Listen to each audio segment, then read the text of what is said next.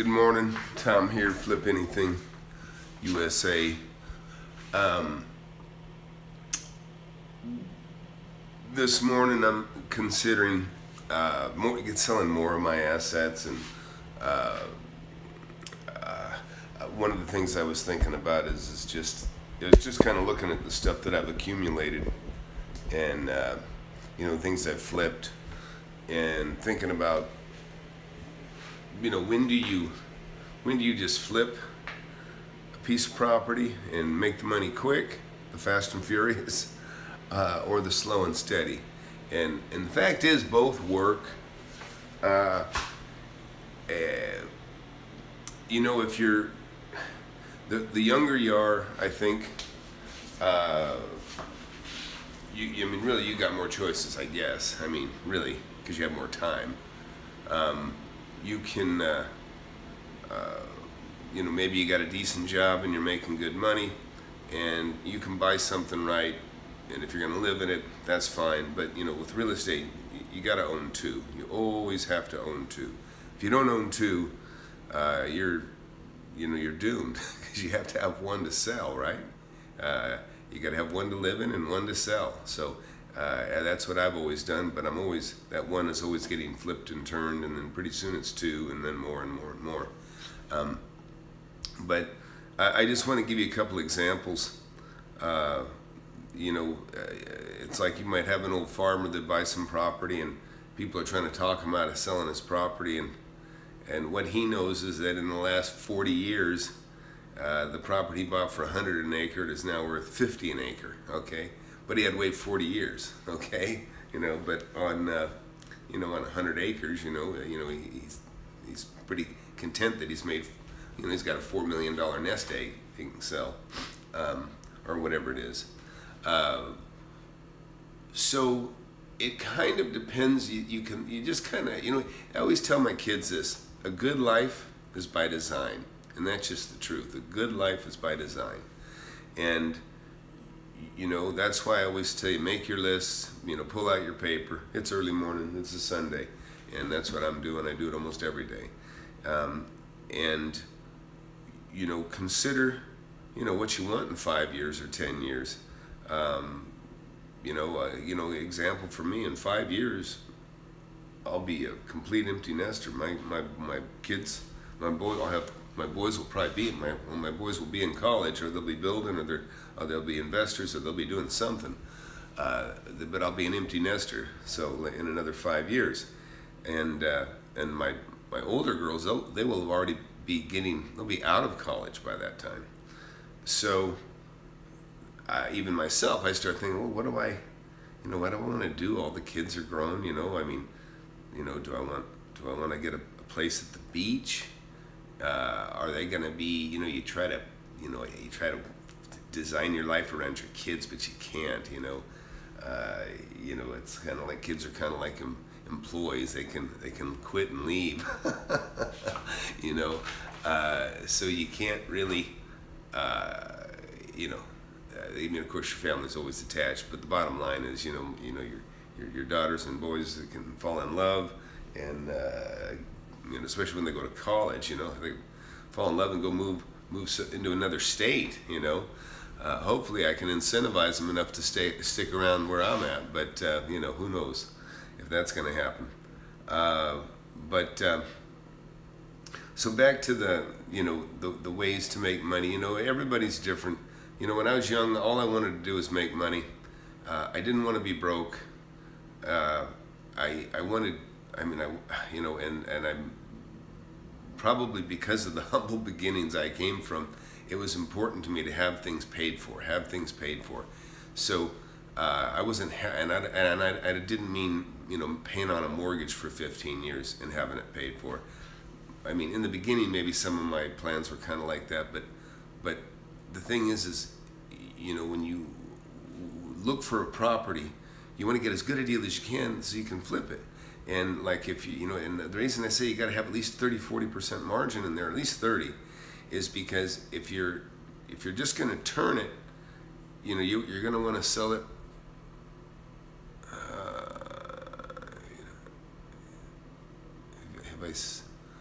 think you're talking about, have I ever done a pre-foreclosure? Yeah, I've actually made some good money on. Actually, I think that's where the best bargains are, is in pre-foreclosures, because you're finding out about the trouble that somebody's in before everybody else knows. So that you have the. Oh, and yeah, I did. In fact, look at. I don't know. I've talked about it a few times, but the question I just got was about pre-foreclosures, and this is a good example though too. You know, like I said, I always tell you, it's about the deal. It's not about the cash. You know, I just lost a deal. I'm a little bit mad. I was a little bit mad at myself. You know, I'm just a little bit disappointed. That's my pity party video I did the other day or yesterday. But back to the pre-foreclosures. Yeah. So look, I found out, I saw a store close. And I thought, man, I like this property. Where are they? Nobody knew. Nobody knew where these guys were. But everybody knew they were going bankrupt. They owed money to their vendors, you know, or their their suppliers. So I knew that it was a plumbing parts company is what I think it was. And so I started digging and finding out, because I knew if they were not paying, the people, their suppliers, you know, why would they be paying the bank, right? And so I was right. The bank they were in pre-foreclosure. And so I found out that they were living about 10 miles outside of town, or somebody was. I don't really remember all the details now. And I found out who they owed money to, that they actually had a private lender they were paying on, and that was taking them, that was going to foreclose on them. Or maybe it was they owed a bank in a first position, and the person they owed in the second, in other words, they had a second mortgage. The second was foreclosing on them. And so,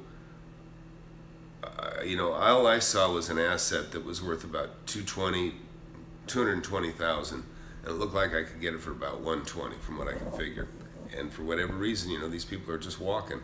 So I got a hold of them, and they said, we're just walking, we're just leaving. I said, well, look, I can't remember if I gave them 10 grand or not, but I think I said, look, how about if I just give you 10 grand and I'll just take your position? And that's what we kind of agreed to do. But I guess, that's what we did. We agreed to something like that. And so then they gave me the information to get a hold of the people in the second position, the second mortgage. And I got a hold of them, and we made an agreement. They'd carry a note from me for a little while. And so I had everything ready to go into escrow. I could catch up the first, and I'd catch up the second, and I'd have to get a new loan in a few months or something like that. And so I reached out to an old employer of mine. You know, usually your employers have more money, right? The guys that own the companies. And so I reached out to my old boss, John, and I said, hey, John, man, I found this deal. And he had a lot of buildings. Because I used to rent from him too. And I said, man, come take a look. And I've told this story to you guys before, but if you don't know this one. And he come out and he said, man, he looked around, he goes, Tommy, he goes, that's what he called me, Tommy. He'd go, Tommy, you got a hell of a deal here. He goes, yeah, there's easily 100 grand. And I go, man, let's be partners. Come on, let's have some of that money of yours and buy this thing and we'll make some money. He goes, I don't want a partner. he goes, how about I give you $20,000 and I just buy it by myself? And of course, I was thrilled. I said, absolutely. And so that's what we did. And so that was so there's a pre-foreclosure that I saved from pre-foreclosure. And this is also kind of a wholesale deal, right? Which you guys call wholesale. I just call it doing an assignment. And so where I assigned my position in the contract. So I had the contract, everything ready to go, ready to buy. And then this guy who I tried to make my partner said, I don't want to be your partner. I just want to buy it by myself. And then he offered up the finder's fee, or the assignment fee is what I refer to it as. And so he gave me 20 grand. Of course, I was very happy. You know, I was probably 20, maybe 20 years old. I just bought a building, you know, my first building at 19, and I was already feeling, you know, like, man, I'm going somewhere, and I was. And now I had 20 grand, you know, and then I did it, you know, I started looking at everything else, and I started finding houses, you know, 6 grand down, or 25,000 for a house, 50,000 for a house, you know, 80,000 for a house, but they were really, really good deals. I mean, really good deals. And you know, relative on a $25,000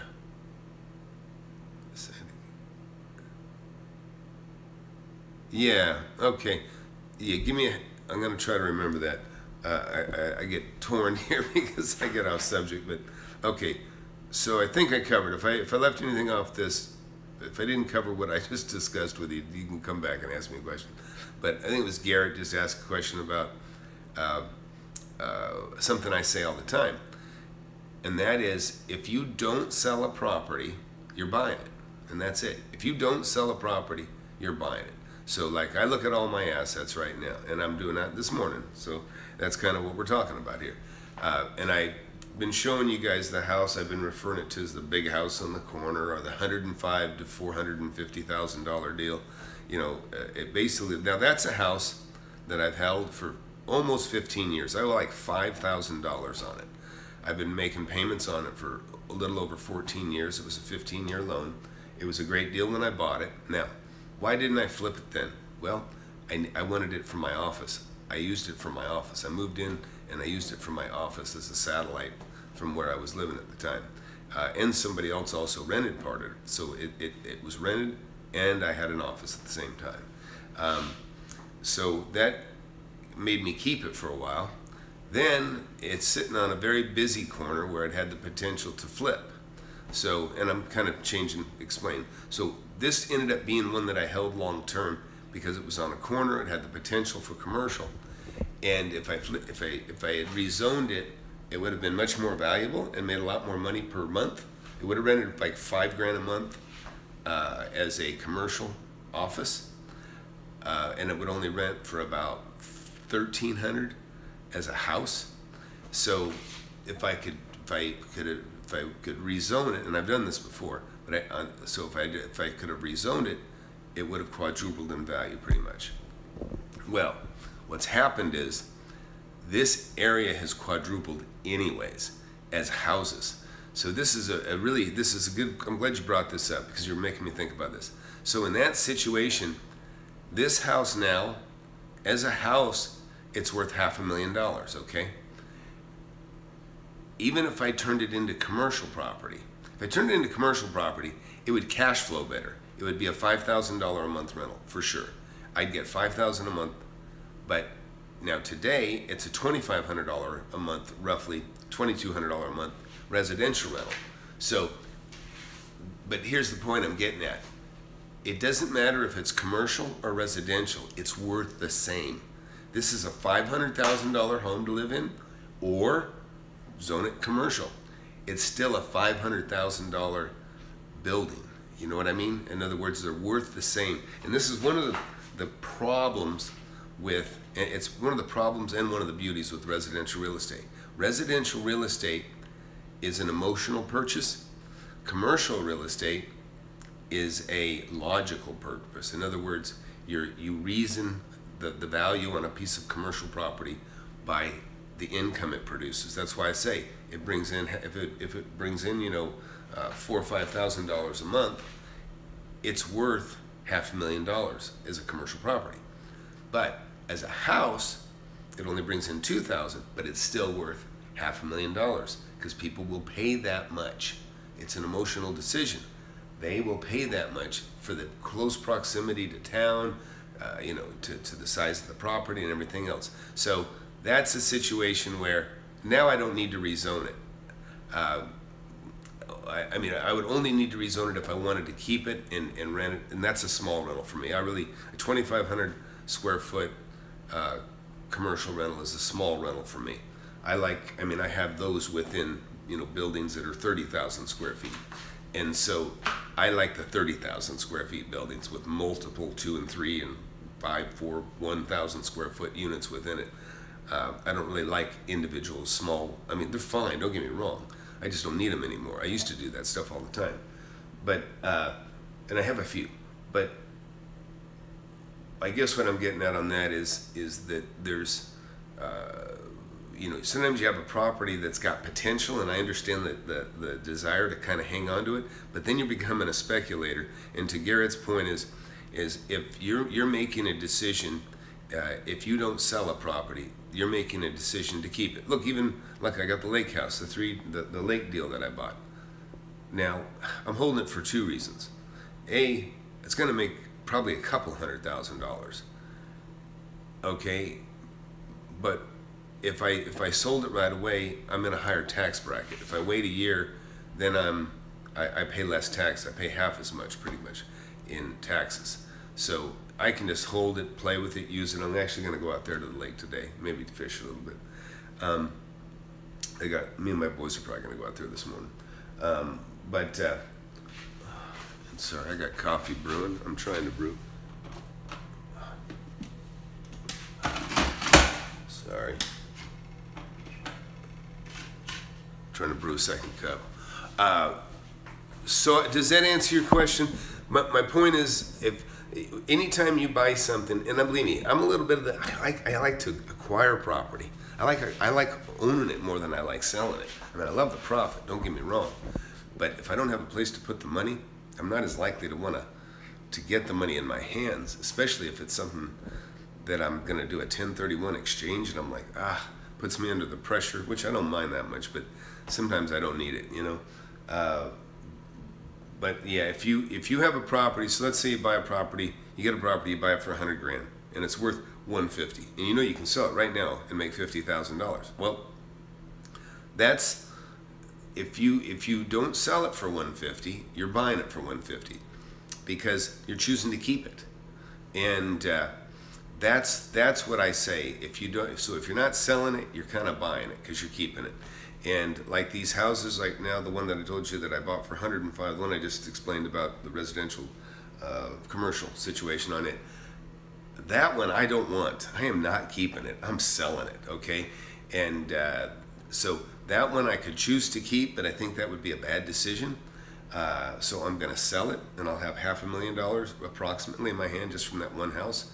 And I have another house in the same neighborhood. I'm going to go ahead and sell it. And I think I'll get about $400,000 for that other one. And they're just, to me, they're unfortunately, that's what happens with residential. They become a great investment if you sell them, but they're not a good investment to hold anymore. They were, because obviously they went up in value.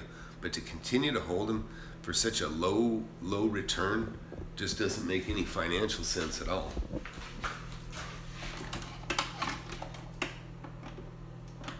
All right, got my coffee. My coffee's finally brewing. I got a Keurig here. I've been waiting for it to turn on for like 15 minutes. By no fault of Keurig.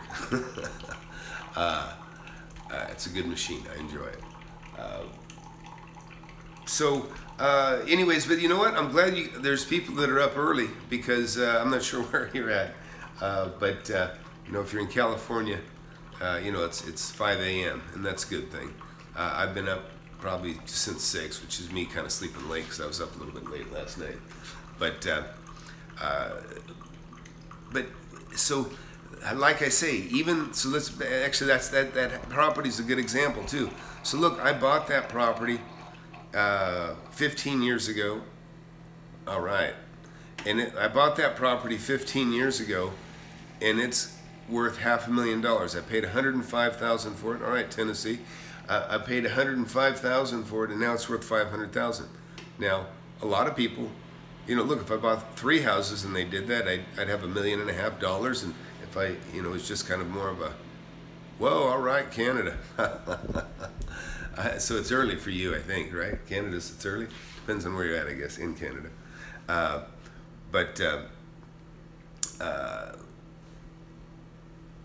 Slow and steady. That property is going to make, whatever. Actually, I can say the property made its whole value because it paid for itself. I put $10,000 down.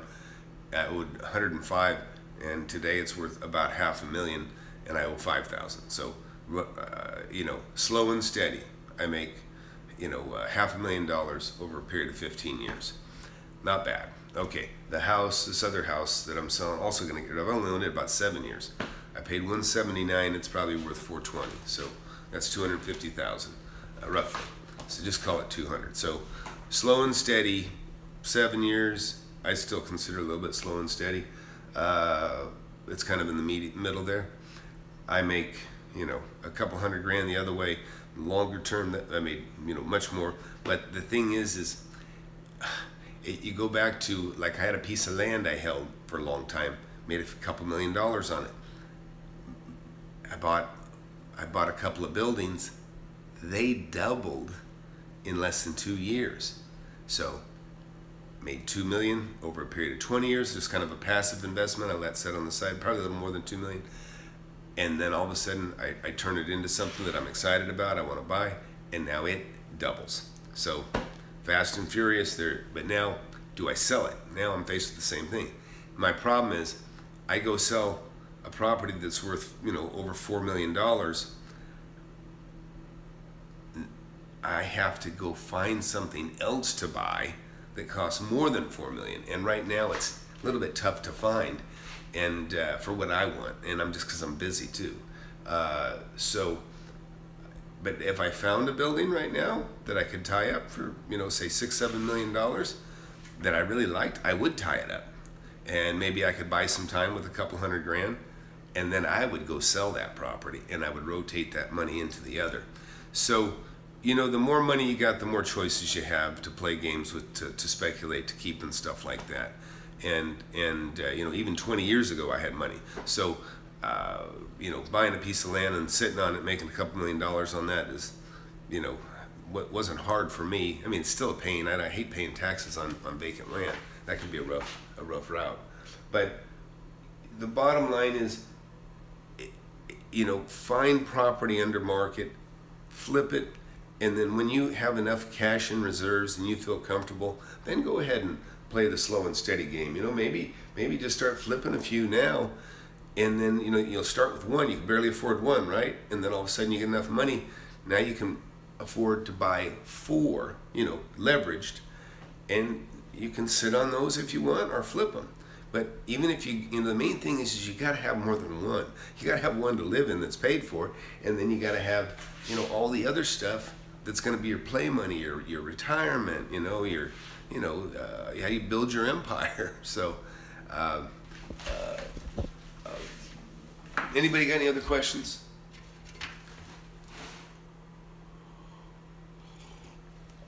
Sorry, I've been dying for this coffee.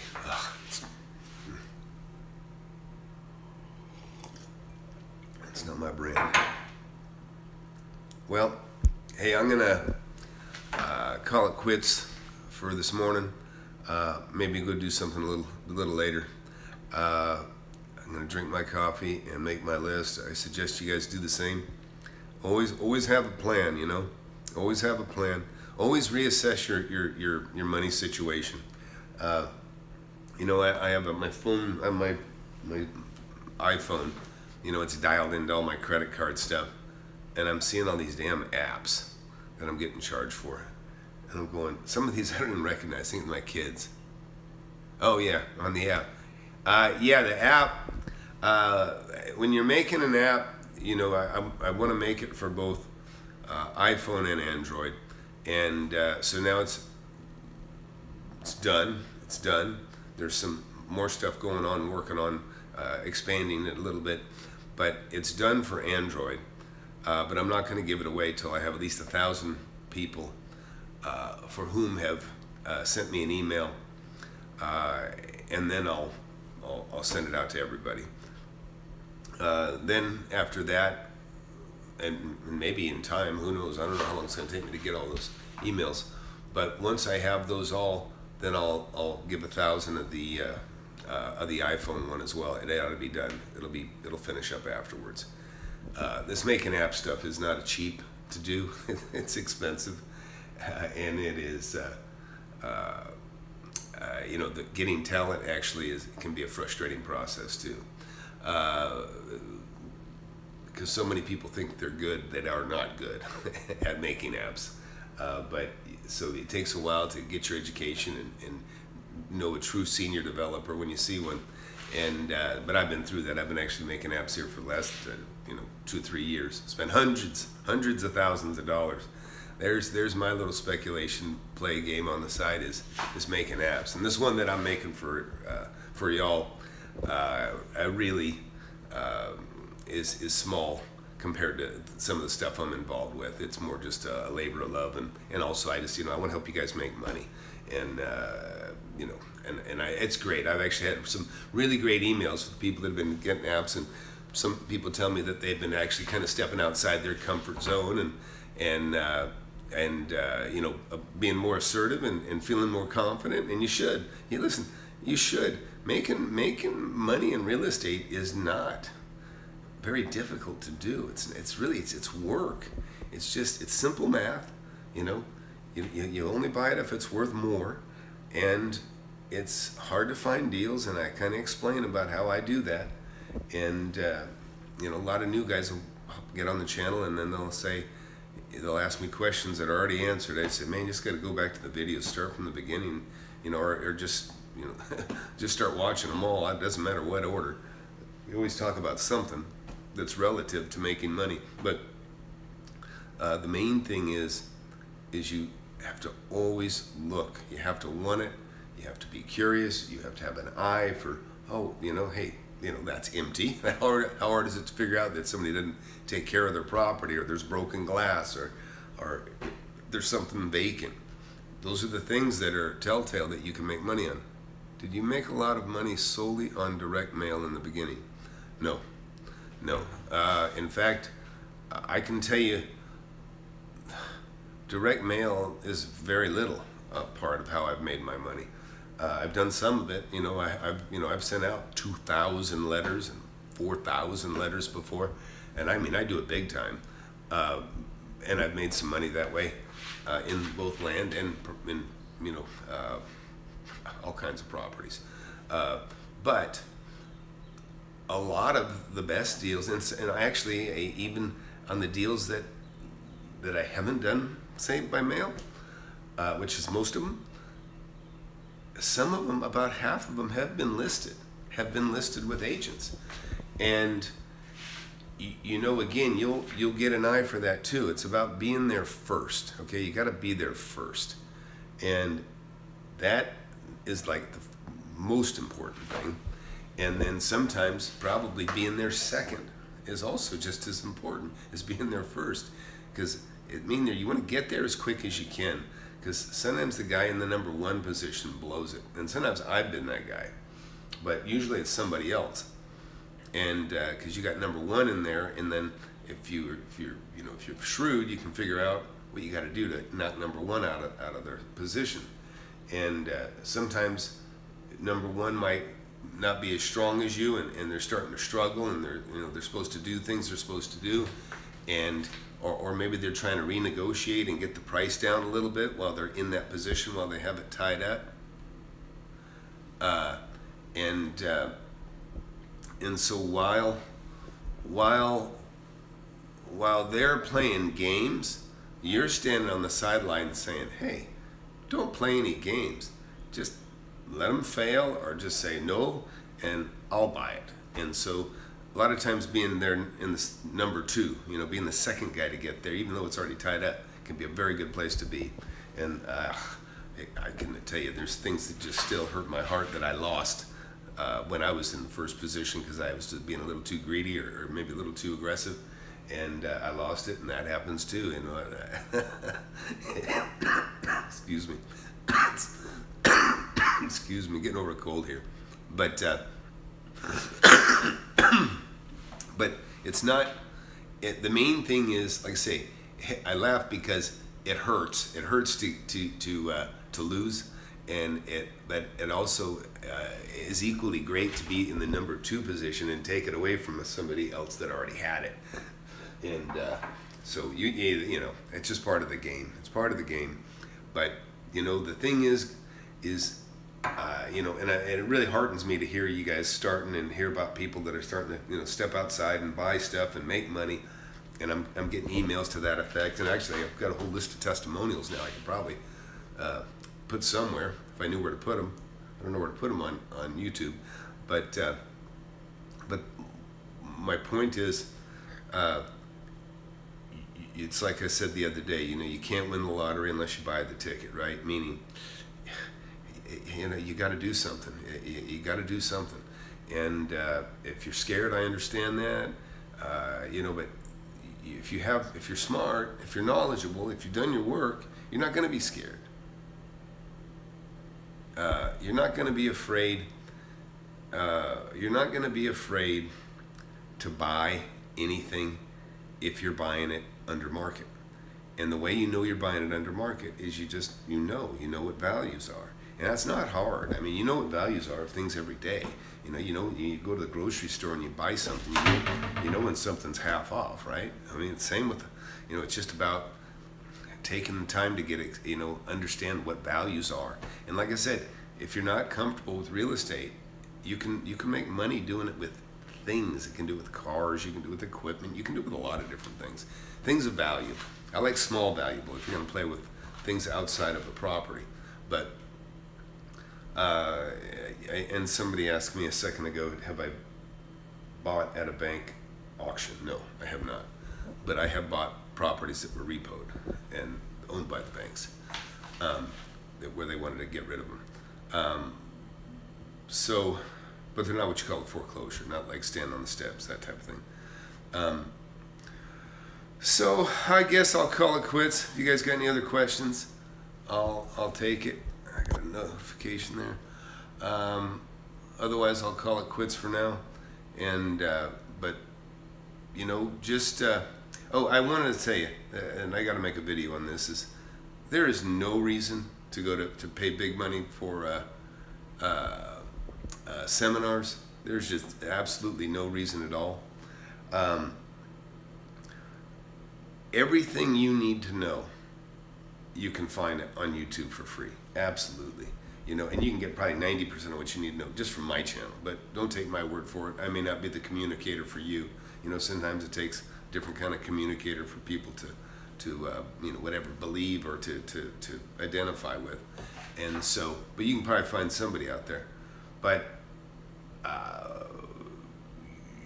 there's just, I'm not opposed to people buying books. I'm not opposed to buying a real estate course. But, we're talking, a couple hundred maybe at the most.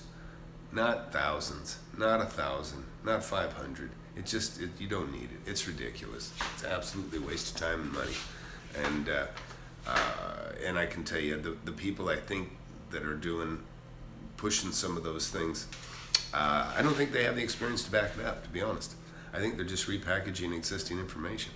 And I'm just, there's some guys out there that I know are real that I can see, and I know that they sell some stuff, and that's fine. But there's nobody that you should be paying. Like I hear this Van Miller's, wants 30,000-40,000. If that's the truth, hell no. Don't give Van Miller a penny. If he's trying to shake people down for $10,000-$20,000 at a seminar, forget it. You don't need to give that. If you've got that kind of money, you're already ready to go, man. You just need to get a little bit of knowledge and start investing. You got 10 grand, go buy a piece of property. Don't buy a giant course or a giant seminar or whatever the hell it is. There's been several people that actually gone to jail that say, oh, you'll have access to my millions to buy property.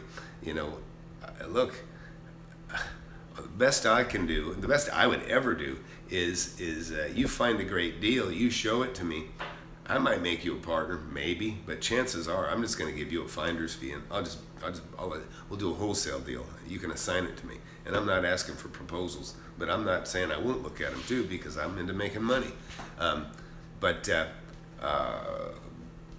I don't usually have much trouble finding property deals on my own. So, but my point is, hang on to that money. I'm sorry, Garrett, what was that last question you asked? Oh, can you wholesale through realtors? I don't know what you mean. You can cooperate and make a deal with anybody. I don't even know exactly what wholesale means. To some people, it means tie up a property with nothing and get somebody else to buy it, and try to middleman it without really putting any money up. Man, that's a hard hill to climb. There are people that can do it. And Flipman, if that's your, flipman.net or YouTube, Flipman, Ty, he does that stuff. And he does some mentoring too. And I think he's reasonable, and I think he's someone that I can honestly say, yeah, go talk to him. It might make sense for you to work with somebody like that and have a mentor like him. A paid mentor is what I'm talking about now. Okay, here. I have a house that I think will sell for $90K. I'm buying for $25K. Shit, I didn't read the rest of it. Sounds like a good deal. Buy it. I would buy that in a heartbeat. I mean, I might not buy it because it's not near me. But where is it? Where's that house? Don't tell us exactly. Don't give us the address. Somebody will come steal it from you. Listen, if you got an asset you can buy for 25 grand. Okay, it's in Arkansas. Okay, well, I think that's actually where Ty is. You might talk to Ty. Hey, go to FlipMan.net and go talk to Ty. See what he might think of it, or talk to him about it. But the bottom line is, I can tell you, it doesn't matter where it is. Oh, he's in Alabama. Okay, thanks. Somebody showed me a property recently. They proposed to me that was a good deal. They're trying to wholesale it, and I said, "Well, it sounds good." Well, when I went and looked at it, it looked like it was a good deal. It looked like it was 100 grand, and it was probably worth 160. The problem was everything that surrounded it was in foreclosure, and everything. So in other words, I could get this thing for say 100 grand, and it was worth 160.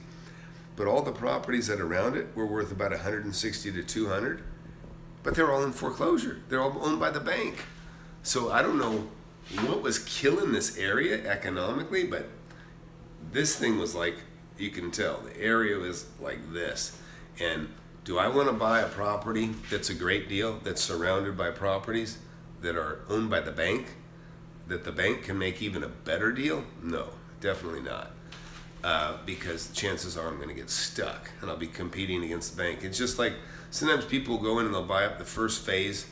They'll buy their home in the first phase of a development, and then the second phase has the same homes, but now they're all $50,000, $60,000 more because the economy it warrants it. The demand's there. Well, then they're selling those, and then a third phase, they go up even more, and then what happens is we have a downturn, and then people start going, oh, you know what? I'm gonna, they're asking $220 for this, and I only paid, $150, and then they want to sell it, right? Well, the third phase, which was originally more than the second and first phase, now they're selling it for less than the first phase because they got to build it out, they got to get rid of it, and what people don't realize is they already bought it. They were making money when they sold it at the first phase price. They can afford to sell it at the first phase price and potentially a little bit lower because their overhead's done. They've already made most of their money if they're getting on the third phase. All right. Yeah, anything's good to flip. Churches are good for renting. The established churches, they got more money than, they got so much money. But a lot of them do. But a lot of them don't, and a lot of them, they want to rent 2,000 or 3,000 square feet.